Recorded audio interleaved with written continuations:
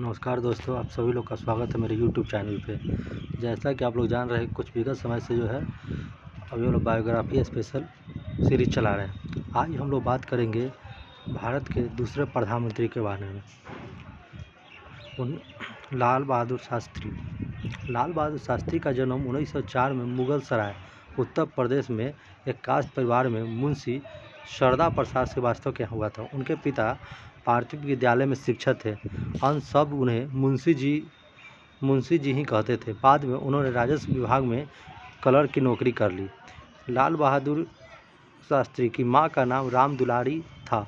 परिवार में सबसे छोटा होने के कारण बालक लाल बहादुर को परिवार वाले प्यार में नन्हे कहकर भी बुलाया करते थे।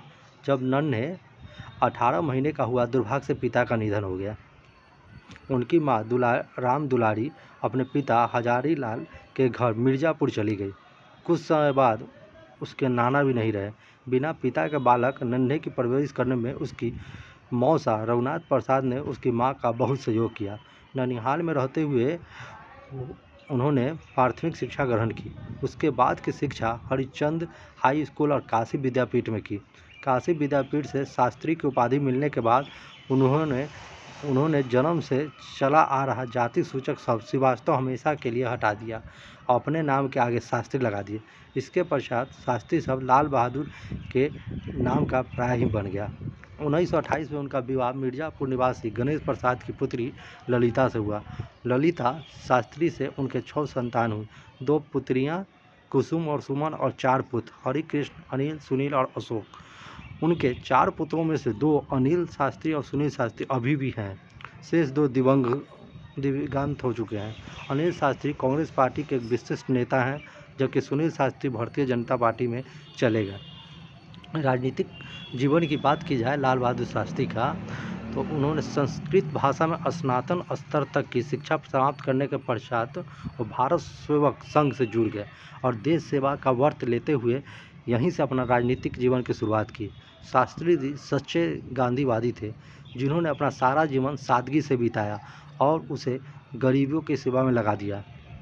एक तरह से कहा जाए तो लाल बहादुर शास्त्री के बारे में कहा जाता है कि सादगी का मतलब ही लाल बहादुर शास्त्री थे। भारतीय संविधान संग्राम के सभी महत्वपूर्ण कार्यक्रम में आंदोलन में उनकी सक्रिय भागीदारी रही। उसके परिणाम स्वरूप उन्होंने कई बार जेलों में भी रहना पड़ा।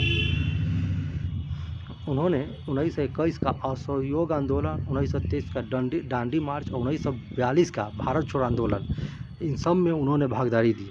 दूसरे विश्व युद्ध में इंग्लैंड को बुरी तरह उलझता देख जैसे ही नेताजी ने आज़ाद हिंद फौज को दिल्ली चलो का नारा दिया, गांधी जी ने मौके की नजाकत को भागते हुए 8 अगस्त 1942 की रात में ही बम्बई से अंग्रेज को भारत छोड़ो या भारत को करो या मरो का आदेश जारी किया और सरकारी सुरक्षा में यरवदा पुणे स्थित आगा खाना पैलेस में चले गए। 9 अगस्त 1942 के दिन शास्त्री जी ने इलाहाबाद पहुंचकर इस आंदोलन को गांधीवादी नारे को चतुराई पूर्वक मरो नहीं मारो में बदल दिया और अक्षातीय रूप से क्रांति को दौनालल के पूरी देश में प्रचंड रूप दे दिया। पूरे 11 दिन तक भूमिगत रहते हुए यह आंदोलन चलाने के बाद 19 अगस्त 1942 को शास्त्री गिरफ्तार हो गए। शास्त्री जी के राजनीतिक दर्शक जो पुरुषोत्तम दास टंडन और पंडित गोविंद बल्लभ पंत के अतिरिक्त जवाहरलाल नेहरू भी शामिल थे। सबसे पहले 1929 में इलाहाबाद आने के बाद टंडन जी के साथ भारत सेवक संघ की इलाहाबाद इकाई के सचिव के रूप में काम करना शुरू किया। इलाहाबाद में रहते हुए नेहरू जी के साथ उनकी निकटता बढ़ी।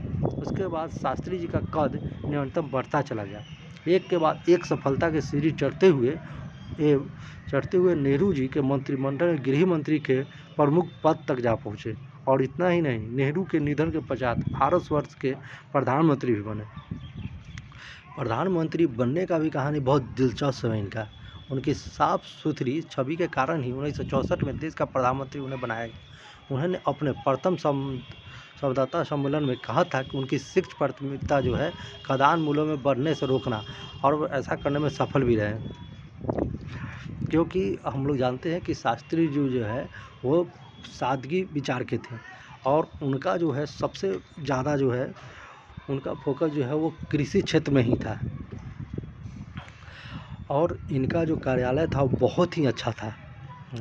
क्या है ना, 1965 में अचानक पाकिस्तान ने जब भारत पे 7:30 बजे हवाई हमला कर दिया, तब प्रमाण स्वरूप राष्ट्रपति ने आपात बैठक बुलाई, जिसमें तीनों रक्षा यंग के प्रमुख के मंत्रिमंडल के सदस्य सहयोग से प्रधानमंत्री उस बैठक में कुछ देर से पहुंचे।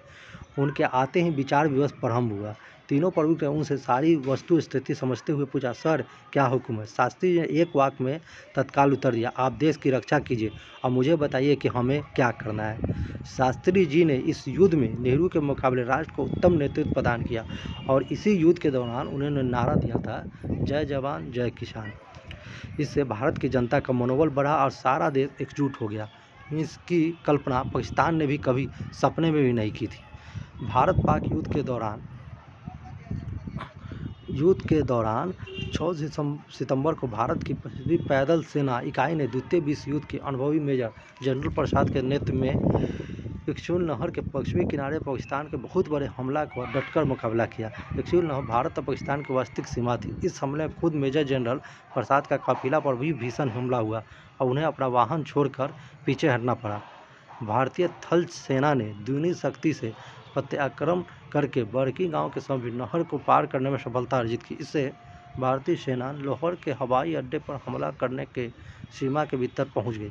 इस अप्रत्याशित आक्रमण से घबराकर अमेरिका ने अपने नागरिक को लाहौर से निकालने के लिए कुछ समय के लिए युद्ध विराम की अपील की।